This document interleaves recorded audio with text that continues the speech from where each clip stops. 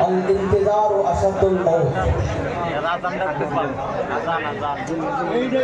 আরবির মধ্যে একটা মাকলা আছে আসসালামু আলাইকুম ওয়া রাহমাতুল্লাহি ওয়া বারাকাতুহু ওয়া আলাইকুম আসসালাম প্রিয় ভারতের আসামবাসী আপনারা সবাই কেমন আছেন আলহামদুলিল্লাহ আপনি কেমন আছেন আলহামদুলিল্লাহ আমাকেও জিজ্ঞেস করেছেন আল্লাহ পাকের মেহেরবানিতে আমি অনেক ভালো আছি আলহামদুলিল্লাহ বিশেষ করে আপনাদেরকে পেয়ে আপনাদের এই কোরআনের ভালোবাসা নাহমাদুহু ওয়া নাস্তাঈনুহু ওয়া নাস্তাগফিরুহু ওয়া নু'মিনু বিহি ওয়া নাতাওয়াক্কালু আলাইহি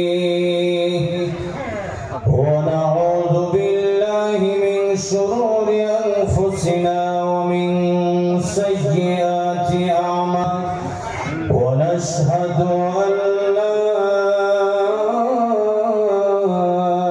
إله إلا الله وحده لا شريك له ونشهد أن سيدنا وسندنا وحبيبنا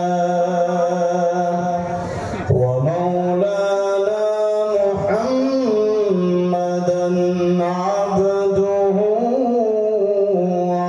ورسوله الذي أرسله بالحق الحميد أعوذ بالله من الشيطان الرجيم بسم الله الرحمن الرحيم إن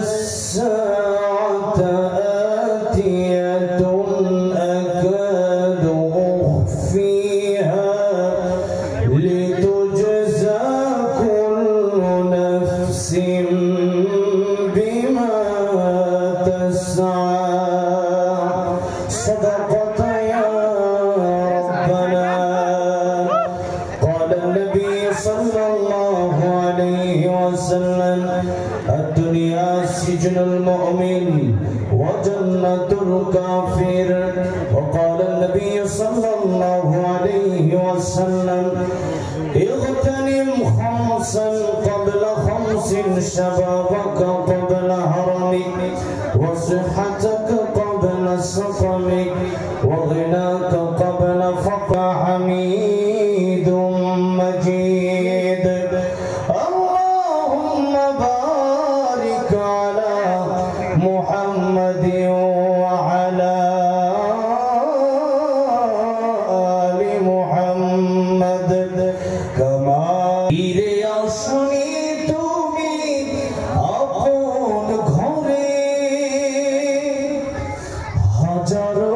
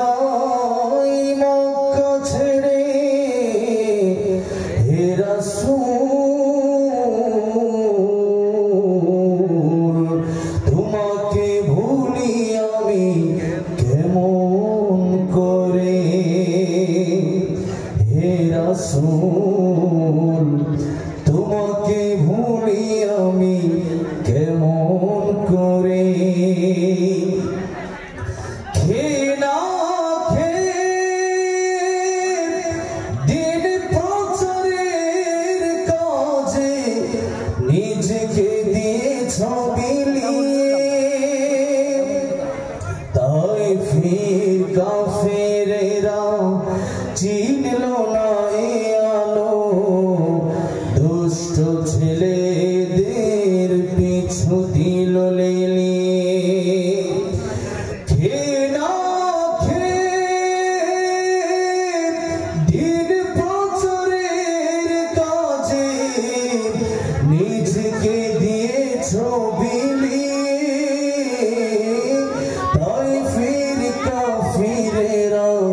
চিনল না এ আলো দুষ্ট ছেলেদের পিছু দিল লেলে পাথরের আঘাতে ক্ষত বিক্ষত হয়ে সারা শরীর থেকে রক্ত ঝরে হে রাসূল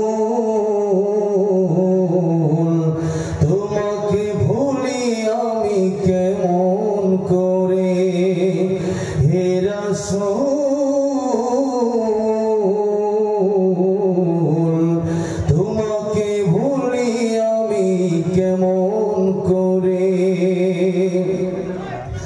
হেরার গুহায় তোমারি ধ্যান আসমান থেকে নামে আল কোরআন হেরার গুহায় ইলাহা ইল্লাল্লাহ লা ইলাহা ইল্লাল্লাহ আরবি মোহাব্বত লা ইলাহা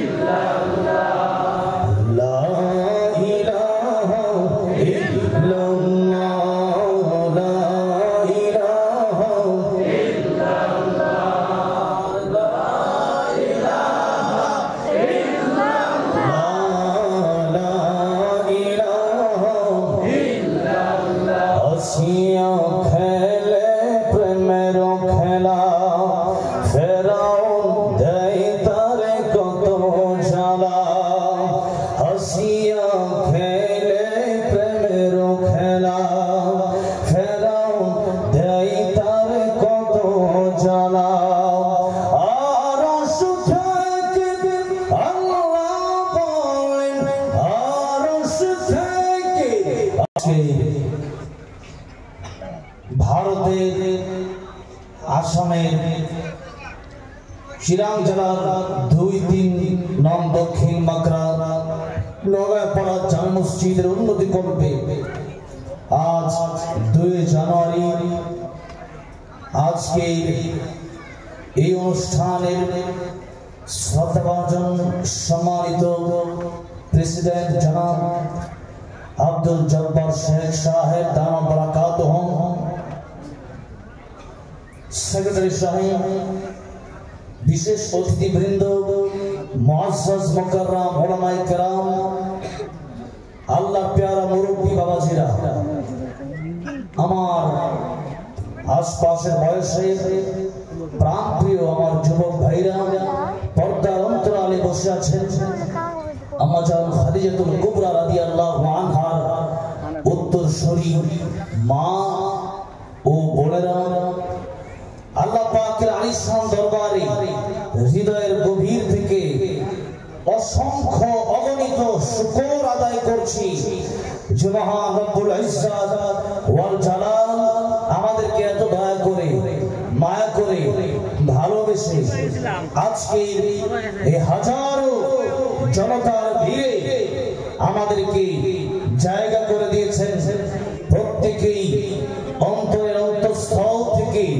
প্রাণ খুলে ঈমানের আওয়াজকে উঁচু করে রাতের নিস্তব্ধতাকে বন্ধ করে প্রাণ খুলে ঈমানের তেজে তেজিয়ান হয়ে আল্লাহ রাব্বুল আলামিনের আকবার কবীরা আলহামদুলিল্লাহ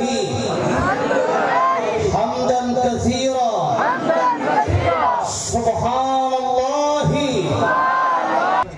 এবার আসার পরে অন্যান্য যে জায়গাগুলোতে আমি এসেছিলাম আসামে, এবার আসার পর তার চাইতে অনেক গুণ ভালো লাগলো আমার কাছে। কারণ এই আসামের এই এলাকাটা মানে মোটামুটি আমাদের বাংলাদেশের মতো মনে হলো।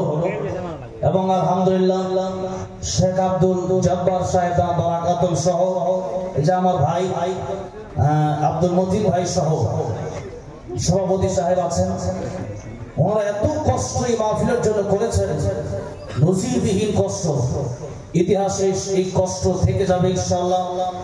এত সুন্দর একটা কোরআনের প্রোগ্রামের আয়োজনের জন্য নিজের অর্থ ব্যয় করে, নিজের মাথা থেকে ঘাম ঝরিয়ে যারা এই প্রোগ্রামের আয়োজনটি করলো, যারা এখানে আসলো,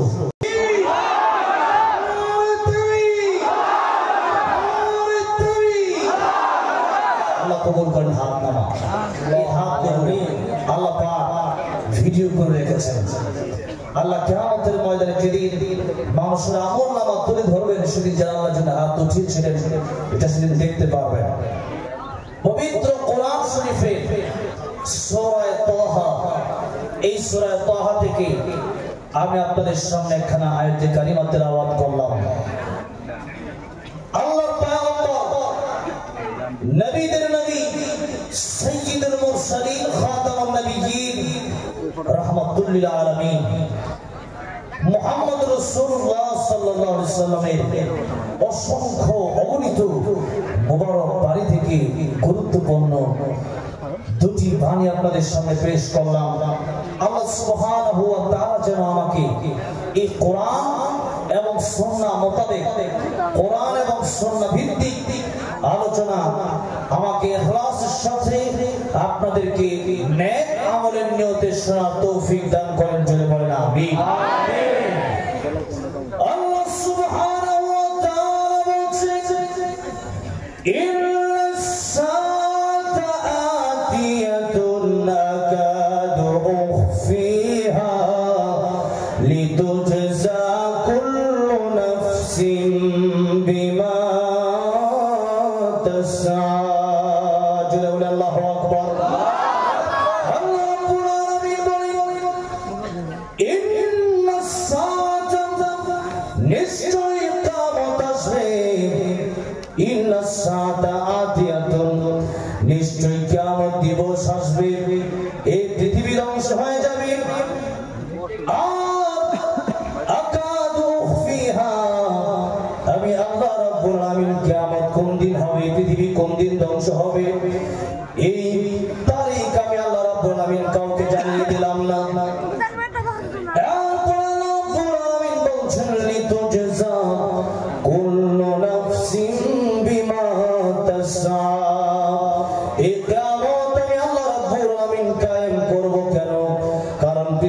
মানুষেরা, এই পৃথিবীর মানুষেরা সমানভাবে বিচার পায় না, এই পৃথিবীর ভিতরে ইনসাফ ভিত্তিক বিচার হয় না।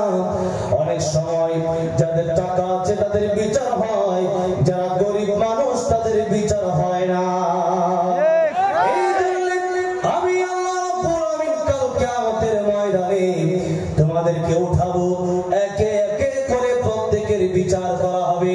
এই দুনিয়ার কৃত ফল, কে ভালো কাজ করলেন আর কে মন্দ কাজ করলেন, ফামাইয়া আমাল মিসকালা দাররাতিন খায়রান ইয়ারা ওয়া মাইয়া আমাল মিসকালা দাররাতিন শাররান ইয়ারা।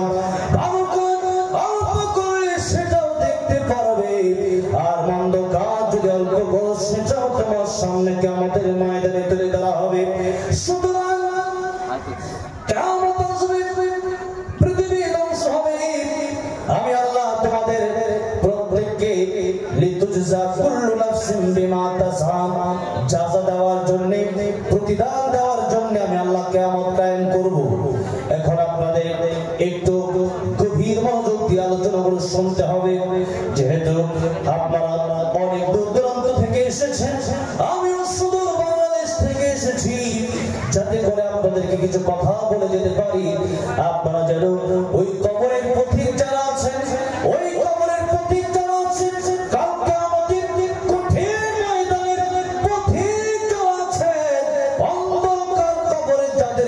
হবে, তাদের জন্য আজকের ওয়াজ আমার। এখন আপনাদেরকে আমি জিজ্ঞাসা করতে চাই, অন্ধকার কবরে ওই কিয়ামতের ময়দানে আমাদের যেতে হবে কি হবে না বলেন?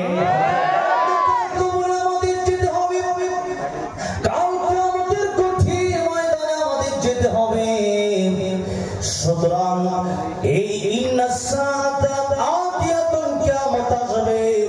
এখন কিয়ামতটা আসবে মানে কিয়ামত মানে পৃথিবী ধ্বংস হয়ে যাবে। কিয়ামত মানে কি? পৃথিবী ধ্বংস হয়ে যাবে, এটা হচ্ছে একটা। কিন্তু নবীজি বলেন না, এই শুধু একটা কিয়ামত না, কিয়ামতের আরেকটা অর্থ হলো পৃথিবীর মানুষেরা যখন তোমাদের মরণ হয়ে যাবে তখন তোমাদের কিয়ামত শুরু হয়ে যাবে।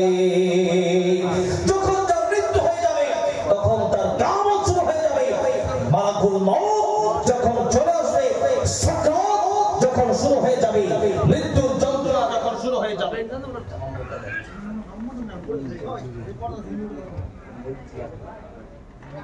সাকরাত যখন শুরু হয়ে যাবে, মালাকুল মউত যখন চলে আসবে, তখন এই পৃথিবীর মানুষ যার যার ব্যক্তিগত কিয়ামত তার শুরু হয়ে যাবে, মৃত্যুর যন্ত্রণা তখন থেকে তার শুরু হয়ে যাবে।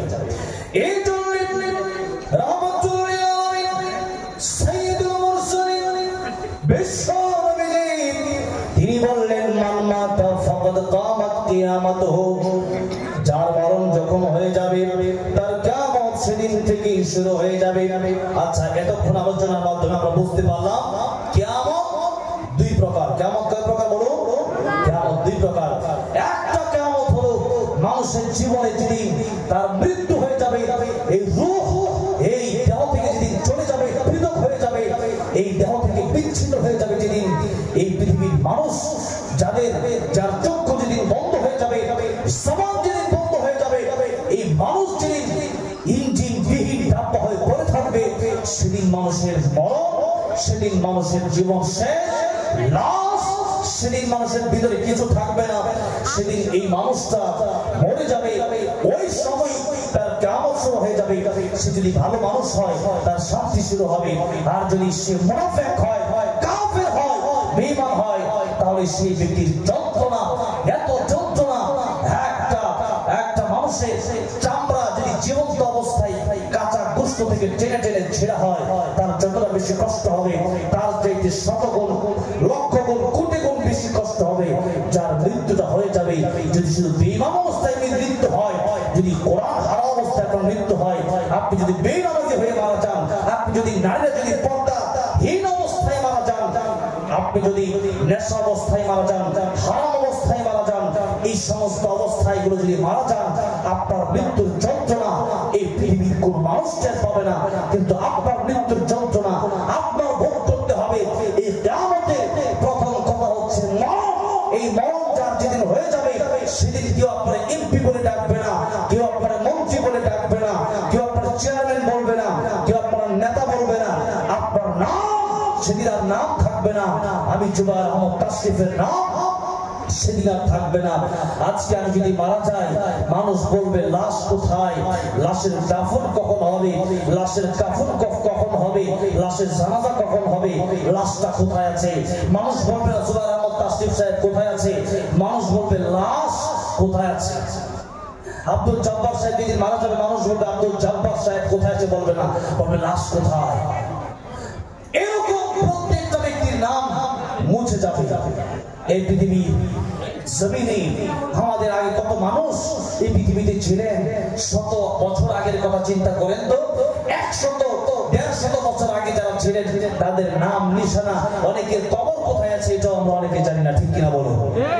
আর 100 বছর পরের অবস্থা চিন্তা করুন, 100 বছর আগে আমরা ছিলাম না, আবার 100 বছর পরে আমরা এখানে কেউ থাকবো? আমাদের ঘর 60 থেকে 65-70 বছর, এই হলো আমাদের বয়স। তাহলে আমাদের বয়সের সংখ্যা একেবারে অল্প। এই অল্প সময় নিয়ে আমরা পৃথিবীতে এসেছি। আবার যেদিন চলে যাব, যেদিন আমাদের প্রথম কিয়ামত হবে, মরণ হবে, সেই দিনটা বলুন তো আমাদের সামনে আসে না নাই? মরণ আমাদের সামনে আসে না নাই বলুন? এই পৃথিবীর যত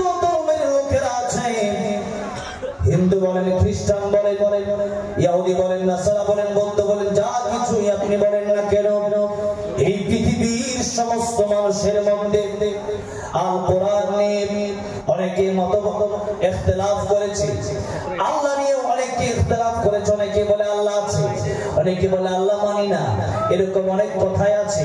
কিন্তু মৃত্যু সম্পর্কে আপনাদেরকে আমি জিজ্ঞাসা করতে চাই, পৃথিবীতে এমন কোন লোককে আপনারা দেখেছেন যে বলেছে মরণ নাই? এরকম কোন ব্যক্তি কি আদৌ আপনারা পৃথিবীতে দেখেছেন যে বলেছে মরণ নাই? মরণ আছে, এটা 100%। এটা কি আমরা মুসলমান আমরা বিশ্বাস করি, হিন্দুরা বিশ্বাস করে না, খ্রিস্টান ইহুদি সবাই বিশ্বাস করে, ঠিক কিনা বলো? একদিন মাটির ভেতরে হবে ঘর রে মন আমার, কেন বাঁধো দালান ঘর রে মন আমার, কেন বাঁধো দালান ঘর। প্রাণ পাখি উড়ে যাবে পিঞ্জর ছেড়ে, ধর দম সবে রবে তুমি যাবে চলে। বন্ধু বান্ধব যত মত পিতা তারা শত, সকল হবে তোমার পর রে মন আমার, কেন বাঁধ দালান ঘর রে মন আমার, কেন বাঁধ দালান ঘর। এই পৃথিবীর দালান ঘর ছেড়ে পরকালে আমাদের পাড়ি জমা দিতে হবে। এই পরকালের চিন্তা আমাদের করতে হবে। ওই ব্যক্তি প্রকৃতপক্ষে বুদ্ধিমান, যে ব্যক্তি আবিলা লিমা বাদাল মাউত, মরণের পরে ওই কবরে যাওয়া লাগবে, এই চিন্তা করে আমল করে নেয়। দুনিয়ায় থাকাকালীন অবস্থায় সে আল্লাহর পাগল হয়ে যায়, দুনিয়ায় থাকাকালীন অবস্থায় নামাজি হয়ে যায়, দুনিয়ায় থাকাকালীন অবস্থায় কোরআনওয়ালা হয়ে যায়, দুনিয়ায় থাকাকালীন অবস্থায় নবীর আশিক হয়ে যায়, দুনিয়ায় থাকাকালীন অবস্থায় আল্লাহর কোরআনকে বুকে ধারণ করে আল্লাহর হুকুম রাসূলুল্লাহ সাল্লাল্লাহু আলাইহি সাল্লামের তরিকা মেনে নেয়। ওই ব্যক্তি হলো প্রকৃতপক্ষে সফলকাম। এই জন্য প্রথম হলো মরণ। এই মরণ থেকে পৃথিবীর কেউ বাঁচতে পারবে না। আল্লাহ রাব্বুল আলামিন কোরআন শরীফে সূরা রহমানে বলেছেন,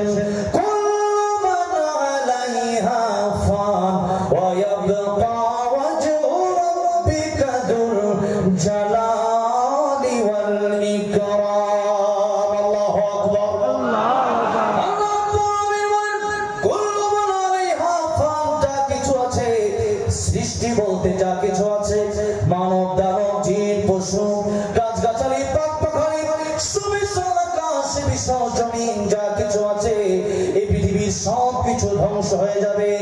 আল্লাহ রাব্বুল আমিন বলেন, সম্মান এবং মর্যাদার অধিকারী আল্লাহ রাব্বুল আমিন ছাড়া আর কেউ বাকি থাকবে না। এমনকি আল্লাহ রাব্বুল আমিন মালাকুল মউতকে বলবেন, মালাকুল মউত দেখো কে কে বাকি আছে। এই পৃথিবীর সমস্ত মানুষের জান যখন কবজ করা হয়ে যাবে, এই পৃথিবীর সমস্ত প্রাণীকুলের জান যখন কবজ করা হয়ে যাবে, আল্লাহ রাব্বুল আমিন জিজ্ঞাসা করবেন, আজরাইল রে এখন আর কে কে বাকি আছে? আজরাইল কে বলবে, আল্লাহ এখন জিবরাইল আলাইহিস সালাম বাকি আছে, ইসরাফিল আলাইহিস সালাম বাকি আছে, মিকাইল আলাইহিস সালাম বাকি আছে, আর আমি মালাকুল মউত আজরাইল আলাইহিস সালাম বাকি আছি। আয় আল্লাহ, এখন আমরা চারজন ফেরেশতা ছাড়া পৃথিবীতে আর একটা মানুষ নাই, আর একটা জিন্নাত নাই, একটা পিপিলিকাও পৃথিবীতে বেঁচে নাই। সবার জান আমি আজরাইল কবজ করে নিয়েছি। আমার আল্লাহ রাব্বুল আমিন ডাক দিয়ে বলবেন, আজরাইল রে এখন তো তুমি এখন একটা কাজ করো, এখন তুমি ইসরাফিল মিকাইলের জান কবজ করে ফেলো। জান কবজ করা হবে। এবার কে বাকি আছে? আজরাইল আলাইহিস সালাম ডেকে বলবে, আল্লাহ গো এখন তো বাকি আছে জিবরাইল আলাইহিস সালাম আর আমি মালাকুল মউত আজরাইল আলাইহিস সালাম। আমার আল্লাহ ডাক দিয়ে বলবেন, আজরাইল এখন তুমি জিবরাইল আলাইহিস সালামের জানকে কবজ করো। জিবরাইল আলাইহিস সালাম তার 600 পাখা যে জিবরাইল আলাইহিস সালাম নবীদের কাছে আসলেন বাহিনী। সেই জিবরাইল আলাইহিস সালাম 600 পাখা দিয়ে তিনি যখন আল্লাহ রাব্বুল আলামিনের কাছ থেকে নবীর কাছে বাহিনী আসলেন, মাত্র 2টা নালা দিয়ে সুবিশাল আকাশ, এই সপ্তম আকাশ পাড়ি দিয়ে আল্লাহর পয়গম্বর রাহমাতুল লিল আলামিনের কাছে এসে হাজির হয়ে যেতে। সেই জিবরাইল এত বড় ফেরেশতা, আল্লাহ ডাক দিয়া বলবেন, ও মালাকুল মউত রে, এখন তোমার জিবরাইলের জান কবজ করার পালা। এবার মালাকুল মউত আজরাইল আলাইহিস সালাম জিবরাইল আলাইহিস সালামের জানটা কবজ করে ফেলবেন। আমার আল্লাহ রাব্বুল আলামিন ডাক দিয়া বলবেন, মালাকুল মউত এখন আর কি বাকি আছে বলো। এখন আজরাইল আলাইহিস সালাম বলবে, আল্লাহ রাব্বুল আলামিন, আয় আল্লাহ, এখন তো আপনার সামনে আমি ছাড়া আর কেউ নাই। আল্লাহ রাব্বুল আলামিন বলবেন, মউত ইয়া মালাকুল মউত,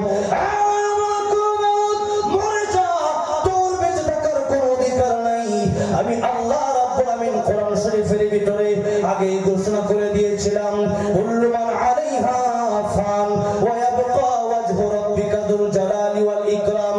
আল্লাহ ছাড়া পৃথিবীতে কোনো মানুষ বাঁচতে পারবে না, কোন জিন্নাত বাঁচতে পারবে না। तमाम পৃথিবীর যত হাজার হাজার মাখলুকাত আছে, এই মাখলুকাতগুলো একটাও থাকবে না। ওরে মাকুল মউত, তুই তো মাখলুক, আমি আল্লাহ খালেক, সুতরাং খালেক ছাড়া আর কেউ বাঁচার অধিকার নাই। মাকুল মউত রে, এখন তুইও মরে যা।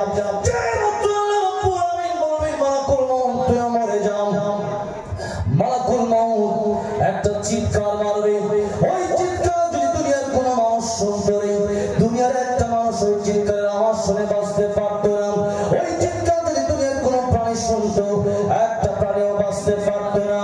এত বিকট আওয়াজ দিয়ে মালাকুল মউতের নিজের জানটা নিজেই কবজ করে ফেলবে, তার মরণ হয়ে যাবে। এই পৃথিবীর কোন মানুষ বেঁচে নাই, ফেরাউন, নমরুদ, হামান সব লাশ হয়ে পড়ে থাকবে।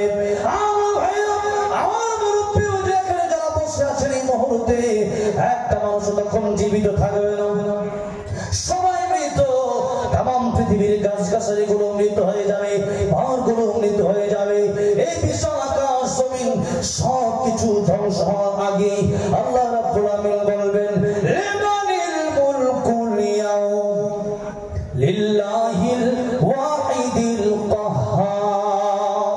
আল্লাহ বলবেন, আজকে রাজত্ব কার? চিল্লায় বলেন, সেদিনের রাজত্ব কার হবে? সেদিনের রাজত্ব কার?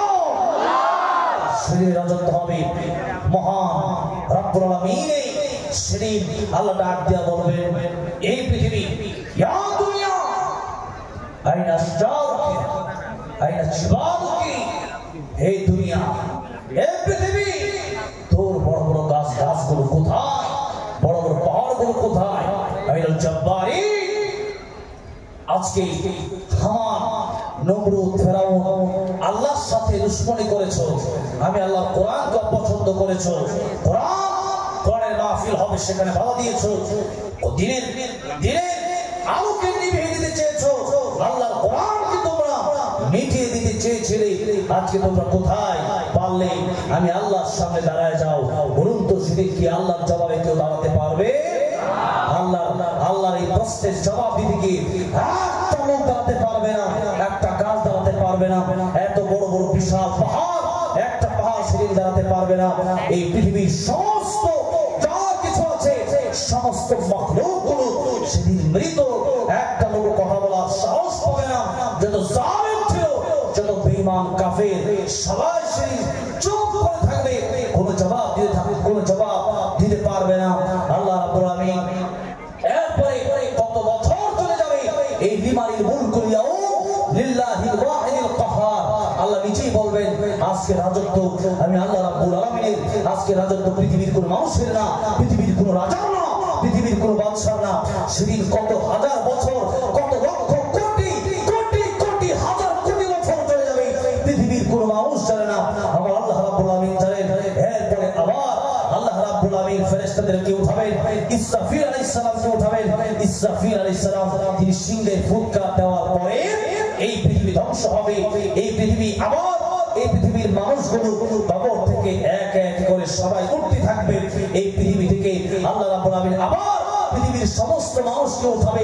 এমন ভাবার কোনো সুযোগ নাই যে মানুষকে পুড়িয়ে দিলে এই মানুষ ধ্বংস হয়ে যাবে, মানুষকে জঙ্গলে ফেলে দিলে মানুষ শেষ হয়ে যাবে, মানুষকে সাগরে ভাসায় দিলে এই মানুষ শেষ হয়ে যাবে, এই মানুষকে খুঁজে আর পাওয়া যাবে না। বিষয়টি এরকম নয়, বরং যে আল্লাহ রাব্বুল আলামিন নাপাক পানি থেকে জিরো থেকে আল্লাহ রাব্বুল আলামিন হিরো বানালেন, নাপাক পানি থেকে এত সুন্দর সুঠাম দেহের মানুষ আমাদেরকে বানালেন, সেই আল্লাহ রাব্বুল আলামিন আবার সেই মাটির নিচ থেকে মাটির উপরে ওঠানোর ক্ষমতা আছে না নাই বলুন?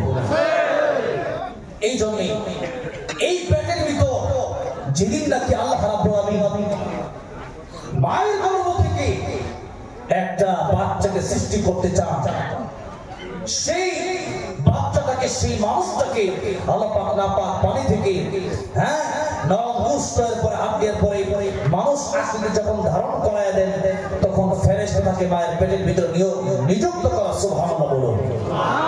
ফেরেশতা আল্লাহর কাছে জিজ্ঞাসা করে, আল্লাহ তাআলা এই যে বান্দা, এই যে ছোট বাচ্চা তোমার, এ তো পৃথিবীতে যাবে, আল্লাহ এই বান্দাটাকে আল্লাহ তুমি কি জীবিত দুনিয়াতে পাঠাবা না মৃত? আচ্ছা, অনেক মানুষ আপনারা জবাব দিবেন, অনেক মানুষ মায়ের পেট থেকে মৃত বের হয়, মরা, জীবিত না, কথা বলতে পারে না, এরপরে দাফন করে দেওয়া হয়। এরকম ঘটনা কি হয় না? হয় কি হয় না? এরকম অসংখ্য ঘটনা আমার নিজ চোখে আমি দেখেছি এবং আমি নিজে জানাজাও পড়েছি। ছোট্ট ছোট্ট বাচ্চা যখন মায়ের গর্ভ থেকে আসে অনেক সময় জীবিত আসে না, কথা বলতে পারে না, কারণ তার ভিতরে রূহ দেওয়া হয় নাই, এই জন্য সে মৃত আসে। এই মৃত ব্যক্তি যখন এই পৃথিবীতে আসে, বলেন তো সে কি পৃথিবীর কোনো এমপি মন্ত্রী হতে পারে, মুফতি মুহাদ্দিস হতে পারে, আলেম হতে পারে, ডক্টর ইঞ্জিনিয়ার হতে পারে? হতে পারে না। কেন? যার ভিতর রূহ নাই তার কোনো দাম নাই। যার ভিতর রূহ আছে তার দাম আছে, যার ভিতর রূহ নাই তার কোনো দাম নাই। এই জন্য আল্লাহ পাক রূহ দিলেন, এই জন্য শুকরিয়া আদায় করতে হবে কার? আল্লাহর গোলামি করতে হবে কার? আল্লাহর গোলামি করতে হবে। রূহ যদি না থাকতো তাহলে এই পর্যন্ত আমরা আসতে পারতাম না, বাবা মা আমাদেরকে ঘরে জায়গা করে দিত না, বরং মাটির ভিতরে আমাদেরকে কবর দিয়ে দিত।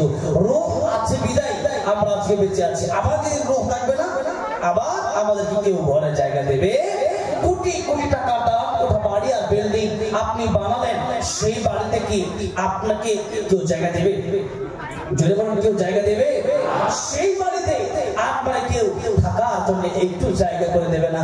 আপনারা সেই বাড়িতে একটা ঘরে এরকম নয় যে আপনি মরে গেলেন, আপনার স্বামী, আপনার স্ত্রী। আমাদের বাংলাদেশে কয়েক জায়গায় একটা ঘটনা ঘটেছে, এক মহিলা বা পুরুষ হবে, সে বলে গেছে যে আমার মৃত্যুর পরে আমি আবার জীবিত হব, এরপরে আমাকে তোমরা ঘরে রেখে দেবে। প্রায় 4 দিন না 7 দিনের মতো ঘরে রাখা হলো, দেখে লোকটা জীবিত হয় না। আচ্ছা 7 দিন কেন? 7,000 বছরও যদি ঘরে রাখা হয় জীবিত হবে? হবে না। এই লোকের খেয়াল কোনো লাভ নাই। এখন ঘর নষ্ট হয়ে যাবে আর মানুষ রাখবেই তো কিভাবে?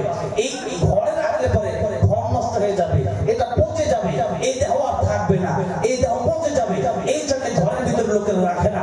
সর্বপ্রথম তার সন্তানই তার বাবাকে নিয়ে কবরে রেখে আসে। কি বলে? বাবা যদি মারা যায় তাহলে সন্তানই তো প্রথমে কবর দিয়ে আসবে। কি বলেন ঠিক কিনা? তার সন্তান, তার ছোট ভাই তারা কবর নিয়ে রেখে আসবে। সন্তান যদি, আমি তো এমনও দেখেছি, অনেক আপনারাও দেখেছেন, অনেক সময় বাপের আগে সন্তান মারা যায়, কি যায় না বলুন তো? বাপের আগে সন্তান মারা যায়, এরকম অনেক ঘটনা আছে। আসার সিরিয়াল আছে, যাওয়ার কোন সিরিয়াল, আসার সিরিয়াল আছে, যাওয়ার কোন সিরিয়াল নাই।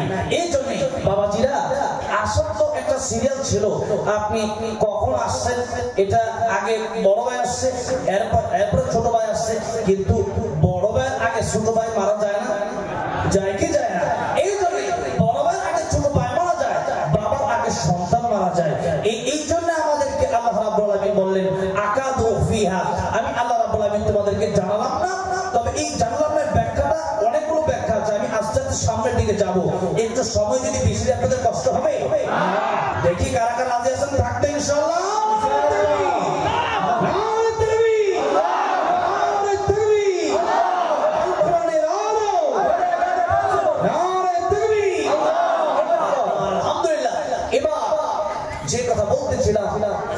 জিজ্ঞাসা করে, আল্লাহ যদি মৃত যায় তাহলে তো মৃত, আল্লাহ যদি জীবিত যায় তাহলে কি আমরা যে তার কাঠামোটা তৈরি করবো, আল্লাহ এই তার কাঠামোর ভিতরে আঙ্গুল কি 20টা দেবো হাত পা মিলে, নাকি 22টা দেবো? আর অনেকে দেখবেন আঙ্গুল 6টাও থাকে, আছে না নাই?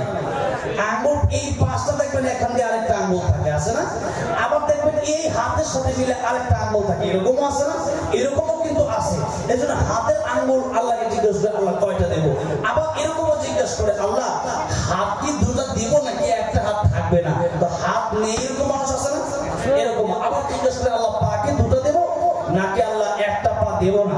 আল্লাহ চক্ষু কি দুটো থাকবে, তার চোখের পাওয়ারটা কি থাকবে নাকি চক্ষুর পাওয়ার থাকবে না? তখন আল্লাহ ডাক দিয়ে বলে, ও ফেরেশতারা, ওই এত কিছু জিজ্ঞাসা করার প্রয়োজন নাই। ওই যে তাকিয়ে দেখেন লৌহে মাহফুজ একটা বোর্ড আছে, যেই বোর্ডটা ইসরাফিল আলাইহিস সালাম সর্বপ্রথম যখন আল্লাহ বলেছিলেন আদমকে সিজদা দেওয়ার জন্য, ইসরাফিল আলাইহিস সালাম সর্বপ্রথম সিজদা দিয়েছিলেন, বলেন সুবহানাল্লাহ। ইসরাফিল আলাইহিস সালামের এই দুই ভ্রুর মাঝখানে আল্লাহ পাক লৌহে মাহফুজ রেখেছেন। আপনারা এদিকে তাকান, লৌহে মাহফুজটা কত বড়, এটা শোনার পরে আমি দেখব আপনারা সুবহানাল্লাহ কত জোরে বলতে পারেন। এই পৃথিবীটা যত বড়, লৌহে মাহফুজটা তত বড়। লৌহে মাহফুজটা যদি পৃথিবীর মতো বড় একটা প্লেট হয়, আর এই প্লেটটা যদি ইসরাফিল আলাইহিস সালামের এই দুই ব্রোর মাঝখানে থাকে, এটা কি চারটিখানি ব্যাপার? সুবহানাল্লাহ বলে। এই দুই ব্রোর মাঝখানে লৌহে মাহফুজ, এটা আল্লাহ কেন রাখলেন?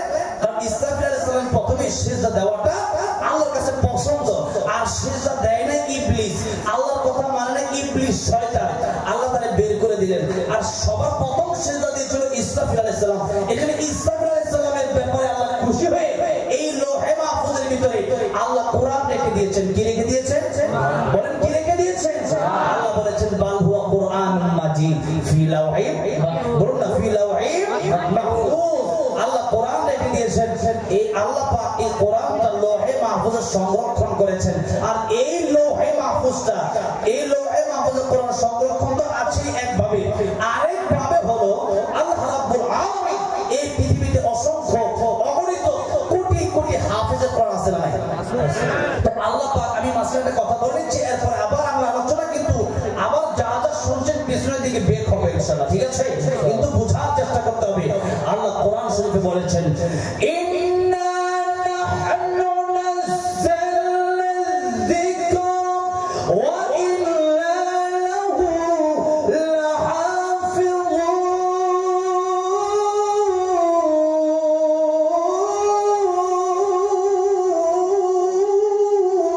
সুবহানাল্লাহ। পাক বলেন, এই কোরআন আমি আল্লাহ নাযিল করলাম, হেফাজত আমি আল্লাহ করব।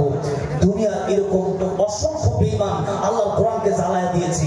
বলুন তো, আল্লাহর কোরআন জ্বালানোর মাধ্যমে, কোরআনের মাধ্যমে আল্লাহর কোরআন ধ্বংস করা যাবে? আল্লাহর কোরআন বন্ধ করা যাবে? আমাদের বাংলাদেশে একজন হিন্দু শিল্পী আছে, তার নাম হচ্ছে নকুল কুমার বিশ্বাস। হিন্দু শিল্পী, মুসলমান হিন্দু, হিন্দু কিন্তু হিন্দু হওয়ার পরও সে একটা গান লিখছে।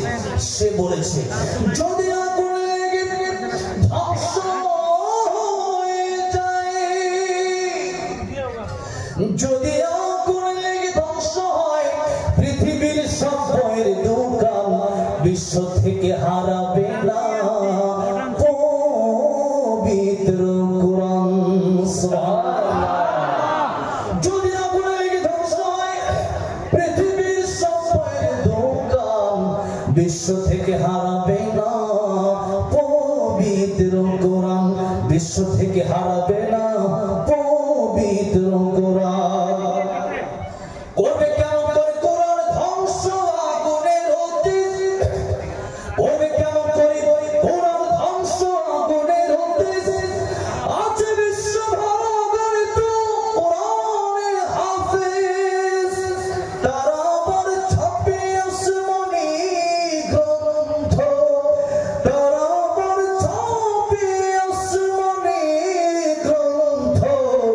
বাঁচাবে কোরআনের সম্মান, বিশ্ব থেকে হারাবে না পবিত্র কোরআন। কথা ঠিক না বেঠিক? এই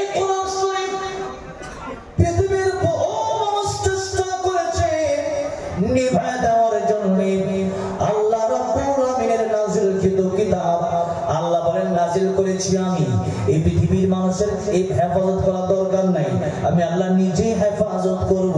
আমার ভাইরা, আমার মুরব্বী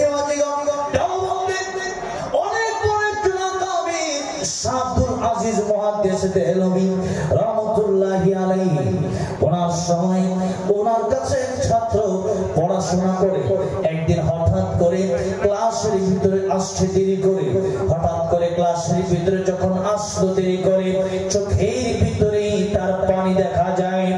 শাইখ মুহাদ্দিস দেহলভী আব্দুল আজিজ মুহাদ্দিস দেহলভী রাহমাতুল্লাহি আলাইহি জিজ্ঞেস করলেন, ছাত্ররে তোমার চোখে কেন পানি দেখা যায়? ছাত্র ডাক দিয়া বলে, হুজুর আমি গরিব মানুষ, আমার বাবা দিন আনে দিন খায়, বড় কষ্ট করে পড়াশোনা করি, প্রতিদিন বাড়িতে যাওয়া আসা করে আমি পড়াশোনা করি, বাড়ি থেকে প্রতিদিন যখন মাদ্রাসায় আসি কোনো সমস্যা নাই। আজকেও যখন মাদ্রাসায় আসতেছিলাম আমি তাকায় দেখলাম আমাদের এলাকার ভেতরে মসজিদের সামনে একজন খ্রিস্টান, সে তার বাইবেল নিয়ে আসছে, বাইবেল নিয়ে এসে ওই মানুষদেরকে বলতেছে, মসজিদের মুসল্লিদেরকে বলতেছে, তোমাদের কোরআন শরীফ আনো, তোমাদের কোরআন শরীফ জ্বালায় পোড়ায় দেব, আমার এই বাইবেলও জ্বালায় পোড়ায় দেব আগুনের ভিতরে, আগুনের ভিতরে কোরআনও রাখবো, আগুনের ভিতরে বাইবেলও রাখবো। যার ধর্মগ্রন্থ পড়ে যাবে তার ধর্মগ্রন্থ বাতিল বলে ঘোষণা হয়ে যাবে, আর যার ধর্মগ্রন্থ ঠিক থাকবে তার ধর্মগ্রন্থ ঠিক থাকার কারণে তার ধর্মটাও সত্য হয়ে যাবে। হুজুর আল্লাহর কোরআন যদি আগুনের ভিতরে পোড়ায় দেই, আল্লাহর কোরআন তো পুড়ে যেতেই পারে। এবার হুজুর বলছেন ক্লাসের ছাত্ররা, আজকের ক্লাস বন্ধ, সবাই আমার সাথে চলো, ওই মসজিদের সামনে গিয়ে আমি আল্লাহর কোরআনকে সত্য প্রমাণিত করে ছাড়বো। এবার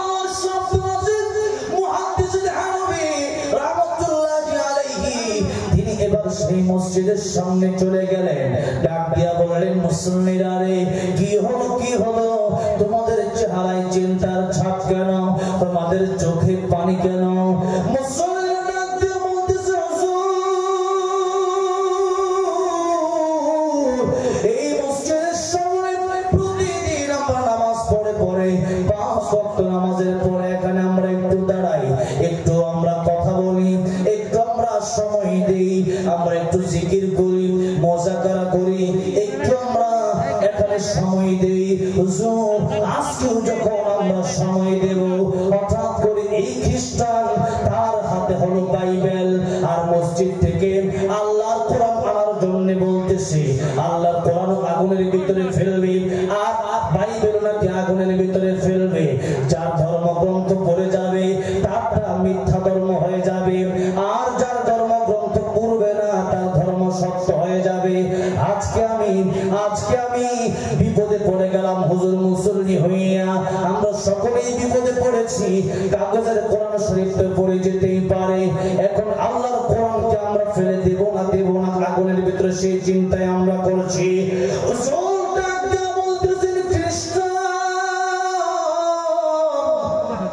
তোমার হাতে আছে বাইবেল, ঠিক আছে মুসল্লিরা, আল্লাহর ঘর থেকে তোমরাও কোরআন নিয়ে আসো। আল্লাহর ঘর থেকে কোরআন নিয়ে আসা হলো, আল্লাহর ঘর থেকে যে মাত্র কোরআন নিয়ে আসা হলো, মুসল্লিদের চেহারায় চিন্তার ছাপ পড়ে গেল। আজকে যদি কোরআন এই আগুনের ভিতরে জ্বালানো হয়, আল্লাহর কোরআন যদি পড়ে যায়, সে যে সাহস নিয়ে বলতেছে বাইবেল ফেলে দেবে, মনে হচ্ছে তার বাইবেল পড়বে না, আল্লাহর কোরআন মনে হয় পড়ে যাবে। কিন্তু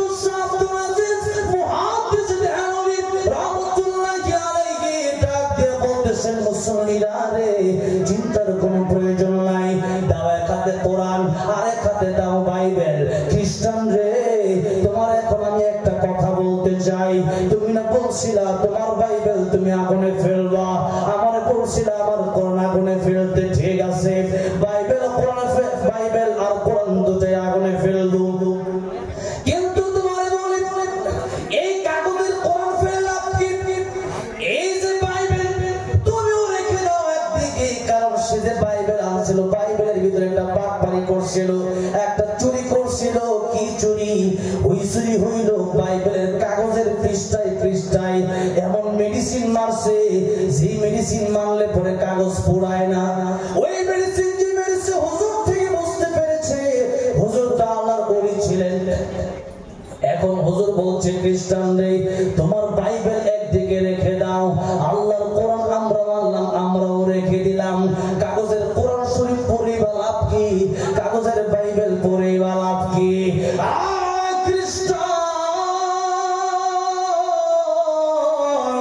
আল্লাহর কোরআন রেখে দিলাম, তোমার বাইবেল রেখে দিলাম। আমিও আগুনে লাভ দেব, তুমিও আগুনে লাভ দেবা। সেই ব্যক্তির ধর্ম বোয়া, আর যার ব্যক্তির পশম আগুনে পড়বে না সেই ব্যক্তির ধর্মই হয়ে যাবে সত্য। আমার মুরব্বিওয়াদের আপনাদেরকে জিজ্ঞাসা করতে চাই, আগুনকে ঠান্ডা বানানোর ক্ষমতা আল্লাহর আছে না নাই? আর জুড়ে বলেন আছে না নাই? ইব্রাহিম আলাইহিস সালামকে নমরুদ আগুনে ফেলছিল, আগুনে ফেলার আগে জিবরাইল আলাইহিস সালাম ডাক দিয়ে বলল, পয়গম্বর ইব্রাহিম আপনি আমারে বলেন আপনারে আগুন থেকে বাঁচিয়ে দেই। পয়গম্বর ইব্রাহিম খলিলুল্লাহ ডাক দিয়ে বলতেছে,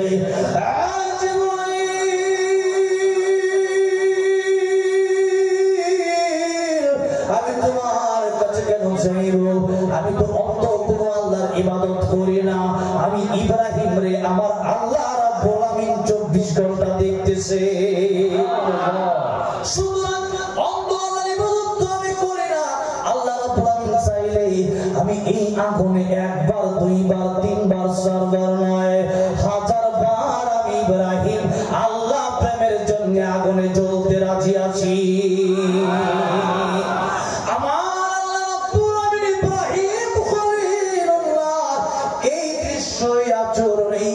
শুনে বড় খুশি হয়ে গেলেন। নমরুদ ইব্রাহিমকে আগুনের ভিতরে ফেলে দিল। আল্লাহ রাব্বুল আমিন তাকায় রইছে, বলতেছেন আগুন রে, ইয়া নারু কুনি বারদাও ওয়া সালামান আলা ইব্রাহিম। আগুনের তুমি আমার ইব্রাহিমের জন্য শান্তিদায়ক হয়ে যাও। এবার ইব্রাহিম আলাইহিস সালামকে নমরুদ যখন ফেলে দিয়েছে, মাসকে মাস লাকড়ি জোগাড় করছে, 30 হাত উঁচা দেয়াল করছে। এত বড় আগুনের ভিতরে, অগ্নিকুণ্ডের ভিতরে একজন মানুষের পড়তে কি এত বড় আগুনের কুণ্ড লাগে নাকি? কিন্তু কষ্ট দিয়ে মারবে ইব্রাহিম খলিলুল্লাহ রে। কেন মূর্তি পূজার বিরুদ্ধে বললো? কেন আল্লাহর পক্ষে কথা বললো? কেন তাওহীদের কথা বললো? কেন ইসলামের কথা বললো? এই জন্য শাস্তিটা দিল কত বড়। কিন্তু ইমানদারের সাথে পৃথিবীর কোন ব্যক্তি, পৃথিবীর কোন ফেরেশতা না থাকলেও একজন আছে, জবান ছেড়ে বলেন তিনি কে? এবার নমরুদ আগুনের ভিতরে ফেলে দিয়ে নমরুদ বড় খুশি, ইব্রাহিম রে মারছি তার আল্লাহর মায়েরা ফেলবো, নাউজুবিল্লাহ বলেন। ইব্রাহিম আলাইহিস সালামকে মারছি তার আল্লাহর মারবো। নমরুদ তাকায় রইছে, আগুনের ভিতরে ইব্রাহিম আলাইহিস সালাম পড়ে না। নমরুদ যে মাত্র দেখলো ইব্রাহিম পড়ে না, নমরুদ ডাকতে বলতেছে, আগুন রে, তোর ভিতরে কি জ্বালানোর ক্ষমতা বন্ধ হয়ে গেল নাকি? তোর ভিতরে কি আগুনের পাওয়ার নাই নাকি? আগুনের জবান আমার আল্লাহ রাব্বুল আমিন খুলে দিল। আগুন ডাকতে বলতেছে, নমরুদ রে, আমার ভিতরে জ্বালানোর ক্ষমতা আছে না নাই? আমার ভিতরে পাওয়ার আছে না নাই? ও নমরুদ রে, ইব্রাহিম আলাইহিস সালামকে ফেলার মাধ্যমে বুঝবি কেমনে? তুই নমরুদ আইসা দেখ, তামাম পৃথিবী আমি আগুন জ্বালায় দিতে পারি, কিন্তু ইব্রাহিমের একটা পশম আমি আগুন জ্বালাতে পারি না। ইব্রাহিম আলাইহিস সালাম চাইলেন কার কাছে? জোরে বলেন, চাইলেন কার কাছে? যে নামে ইব্রাহিমের আগুন হইল পানি, ডাকার মতো ডাকলে আজও সাড়া দেবেন তিনি রে মন, সাড়া দেবেন তিনি। ও মধুর নাম চিমিটায় হতাশার জ্বালা, গলেতে পড়ো ও নামের মালা, ও নামের, ও মধুর নাম চিমিটায় হতাশার জ্বালা, গলে গলেতে পরো নামের মালা, ও নামের তুলনা হবে না, হবে না, ও নামের তুলনা হবে না, হবে না, তুলনা নাই নাই নাই, তুলনা নাই নাই নাই।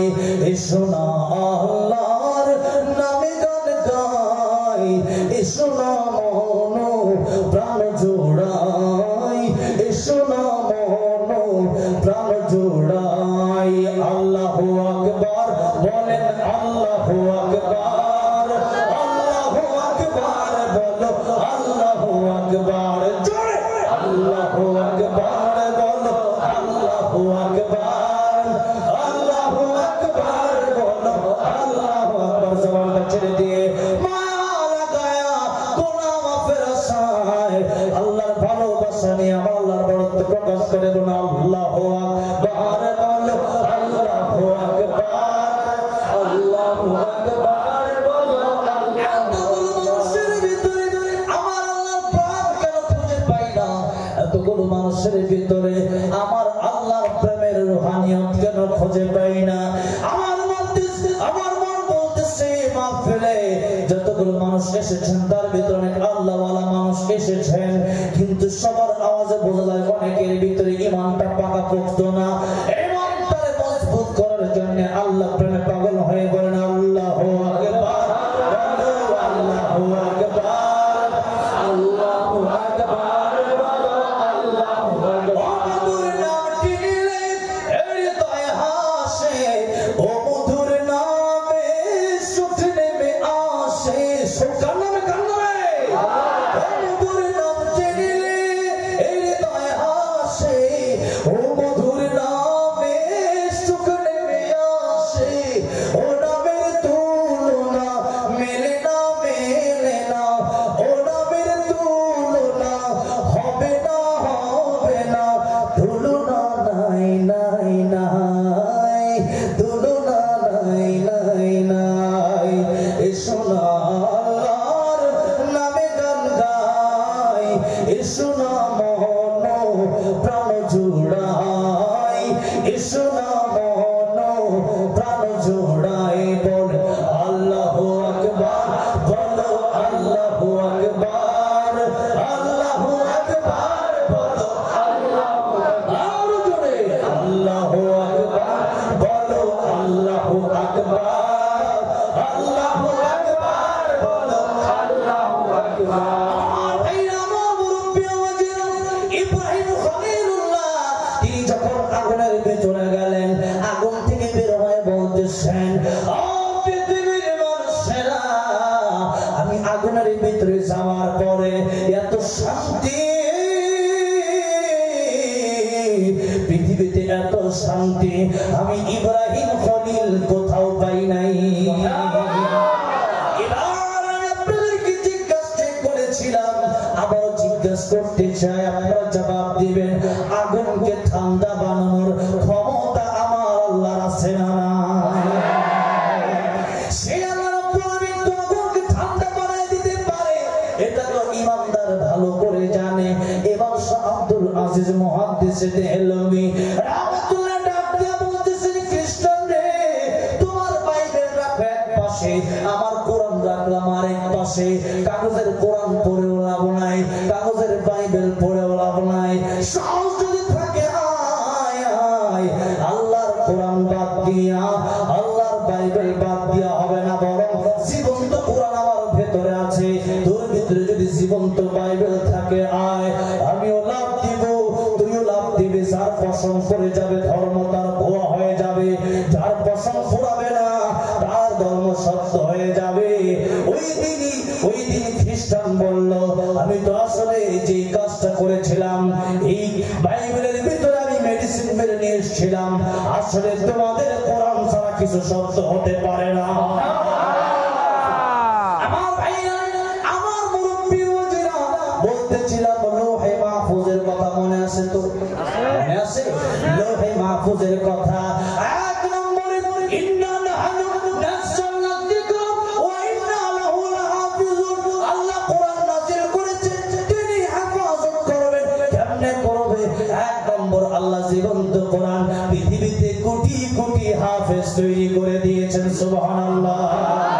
এই পৃথিবীতে যত ধর্মগ্রন্থ বলেন আর যা কিছুই বলেন না কেন, হাফেজ আছে। কোরআন ছাড়া বাকি অন্য ধর্মগ্রন্থের হাফেজ আছে নাকি? কিন্তু আল্লাহর কোরআন এক বসায় শোনায় দিতে পারবো ইনশাআল্লাহ আমি নিজেই। সুবহানাল্লাহ বলেন। আল্লাহর কোরআন সূরা ফাতিহা থেকে শুরু করে সূরা নাস পর্যন্ত ইনশাআল্লাহ শোনায় দিতে পারবো। এরকম আল্লাহর এই জমিনে অসংখ্য অগণিত হাফেজ সাহেবরা আছেন। আল্লাহর কোরআন শোনায় দেবে তারা। আল্লাহর কোরআনের ভিতরে একটা জবর একটা ডক্টর বল হবে না। আল্লাহ এইভাবে কিয়ামত পর্যন্ত আল্লাহ রাব্বুল আমিনের কোরআনকে হেফাজত করবে। সমাধান চাও যদি জীবনে মরণে ফিরে যাও, খুঁজে নাও চোখ রাখো কোরআনে। সমাধান চাও যদি জীবনে মরণে ফিরে যাও, খুঁজে নাও চোখ রাখো কোরআনে। কোথায় চোখ রাখতে হবে? আমার সঙ্গে একটু গাইতে রাজি আছেন আপনারা? কষ্ট হচ্ছে? ও ভাইরা কষ্ট হচ্ছে? আল্লাহ কোরআন নিয়ে একটু ইসলামী সঙ্গীত গাইলে কষ্ট হবে আপনাদের? আল্লাহ কোরআনের প্রেমেই তো গাইবো। আরে আল্লাহর কোরআনকে আমাদের কঠিন ময়দানে যারা কোরআনে ভালোবাসবে, আল্লাহর বলবে আল্লাহ আমি কোরআনে ভালোবাসছি, হয়তো তারা জান্নাতে দাও, হয়তো আমি কোরআনকে অস্বীকার করব। আল্লাহ বলবেন না, তুমি কোরআন তো সত্য, তোমার সুপারিশ গ্রহণ করে তোমার ভালোবাসার কারণে আমি আল্লাহ রাব্বুল আলামিন তাকে আজকে জান্নাতের মেহমান বানায় দেব। আমার মনে হয় যে আজকে একটু সময় নিয়ে গলাটা ছেড়ে দিয়ে আল্লাহর কোরআনের প্রেম ভালোবাসা অন্তরে নিয়ে একটু সঙ্গীত গাইতে রাজি আছে না ইনশাআল্লাহ? গান গায়, যারা গান গায় তাদের গান গাইলে পরে মেধা শক্তি নষ্ট হয়ে যায়। আর আল্লাহর কোরআন নিয়ে ঝাড়াফাড়া করলে পরে, আল্লাহর কোরআন নিয়ে কথা বললে পরে আল্লাহ মেধাকে বিকাশ করে দেয়, আল্লাহ ব্রেন শক্তি খুলে দেয়। সুবহানাল্লাহ বলে। সবাই একসাথে আওয়াজ দিয়ে মন ভরে, আজকে তো এখানে যারা বসছেন ইনশাআল্লাহ মা বাবার জন্য মোনাজাত করে আমরা একসাথে বাড়িতে যাব। রাজি আছেন ইনশাআল্লাহ? বাবা মায়ের জন্য দোয়া করে যাবো, তাদেরকে ফাঁকি দেওয়া যাবে না। বাবা মার কারণে আমরা এই পৃথিবীতে এসেছি, তাদের জন্য মোনাজাত করে যাব ইনশাআল্লাহ। আগামী বছর মাহফিলে অনেকেই থাকবে না, কিন্তু অনেকের সন্তান থাকতে পারে, ঠিক কিনা বলুন? তখন এই সন্তান আপনার জন্য মাহফিলে এসে দোয়া করবে। চিন্তা করবেন আমার বাবা তো গত বছর ছিল।